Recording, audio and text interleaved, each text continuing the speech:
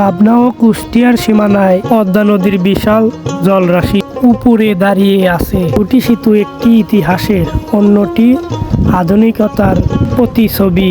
এই দুটি সেতু হার্ডিং ব্রিজ ও লালন শাহ সেতু, দুটি মিলে যেন পদ্মার বুকে এক অন্য গল্প লিখে চলেছে। প্রথমেই চোখে পড়ে শতবর্ষী হার্ডিং ব্রিজ। 1915 সালে ব্রিটিশ আমলে নির্মিত এই রেল সেতুটি শুধু একটি সেতু নয়, যেন ব্রিটিশ প্রকৌশল বিদ্যা এক জীবন্ত নিদর্শন। এর প্রতিটি লোহার কাঠামো, প্রতিটি নকশা যেন সেই সময়ের গল্প বলে।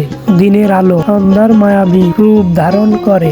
দূর থেকে দেখলে মনে হয় যেন এক বিশাল লোহ দানব মুখিয়ে আছে পদ্মার বুকে।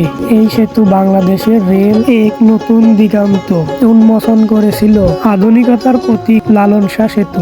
হার্ডিং ব্রিজের পাশেই গর্বিত ভঙ্গিতে দাঁড়িয়ে আছে লালন শাহ সেতু।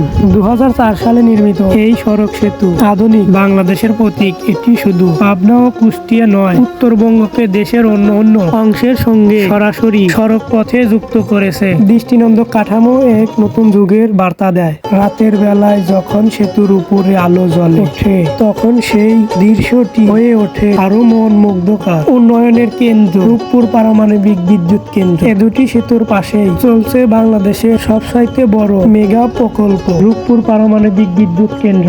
আরো ভিডিও দেওয়া আছে, ভালো লাগলে দেখতে পারেন।